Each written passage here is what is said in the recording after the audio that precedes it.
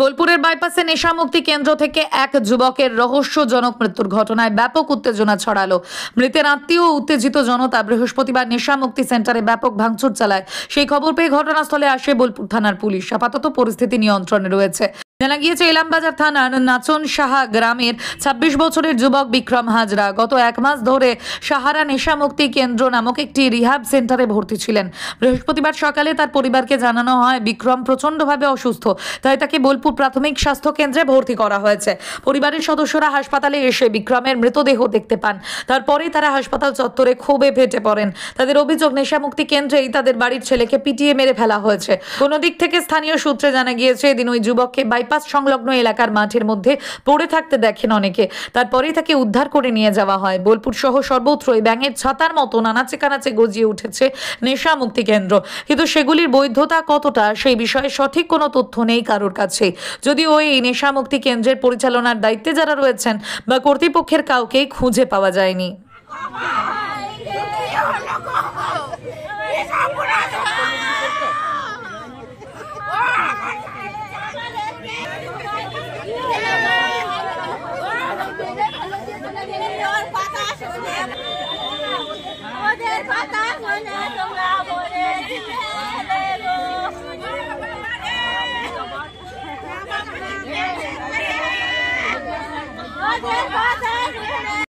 কি ঘটনা ঘটেছে আপনার ছেলের সাথে?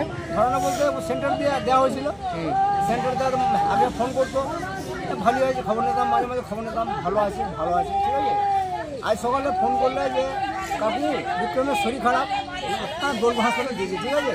সকালে ফোন করলে চাষিবাসীর লোক তো, মাঠে গেলাম কাজে, বললাম না একটু পর যাবো, না এখন আসুন তাই বলি। হ্যাঁ, তবু তোমার চাষির লোক তো অনেক যেমন বলি, যেমন বোলপুর হাসপাতালে যেমন আছে তখন সেরকম কিছু হয় নাই, সেরকম কিছু হয় নাই। তখন বাড়ি থেকে এলাম, তখন দেখলাম ডেড বডি দেখা গেল। কি মনে হচ্ছে কি হয়েছে? কি হয়েছিল আমি তো এখন কিছু বলতে পারবো না। আমি তো এখানে ডেড বডি দেখলাম, ঠিক আছে। আমি তো কিভাবে মারা গিয়েছে সেটা আমি বলতে পারবো না। কি চাইছেন আপনারা? দাঁড়ান, বলবেন, উনি বলুন।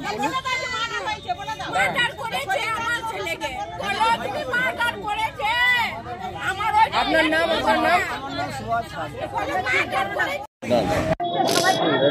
কি অভিযোগ আপনাদের? আমাদের শাস্তি চাই। কার শাস্তি চাই? ওই যে সেন্টারে যে লোক আছে, মালিক যাই হোক, তাদের শাস্তি। ওটা নেশা মুক্তি সেন্টার। আমার ছেলে নেশা করতো, আমার ছেলেকে ভালো করার জন্য দেয়া হয়েছে। ওরা দায়িত্ব নিয়েছিল যে ভালো করব, তাহলে আজকে কেন ভালো করতে যে কেন মৃত্যু সংবাদ দিল? এটা বেরোলো কি করে? মারধর করতো নাকি? ওই তো মেরেছে, এইগুলো ফুলিয়ে দিয়েছে, গুজি মেরেছে। আমার একটাই ছেলে গো, আমাদের একটাই ছেলে। করতো কি আপনাদেরকে বলেছিল? না, ওই কিছু বলে নাই। আমরা ফোন করতাম, বলছে ভালো আছে, ঠিক আছে। আমরা খাবার নিয়ে যেতাম, খাবার দিত না। সাবান যা বটে দিত না গো, কিছু দিত না। শুধু ওইখানটা খাবার খাইতো আর বলছে ভালো আছে। আমরা বাড়ির লোক গেলে দেখতে দিত না। আজকে সকালে কি বললো?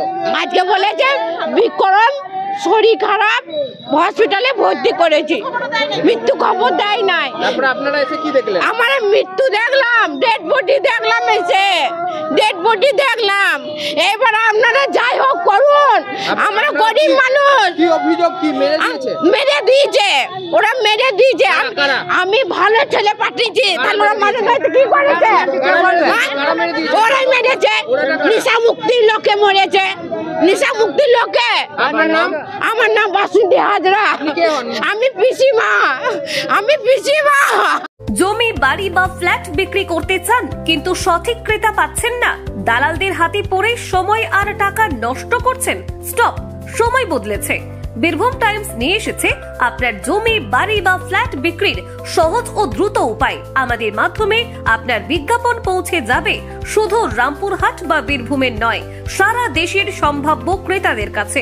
বিজ্ঞাপন দিন একদম অল্প খরচে, আর দেখুন কিভাবে দ্রুত সাড়া পান। দালাল ছাড়াই সঠিক ক্রেতার সাথে সরাসরি যোগাযোগ করুন। শুধু জমি কিংবা বাড়ি নয়, আপনার ব্যবসা, পণ্য বা সার্ভিসের বিজ্ঞাপন দিয়েও পেতে পারেন হাজারো মানুষের দৃষ্টি। বীরভূম টাইমস আপনার প্রচারের সেরা মাধ্যম।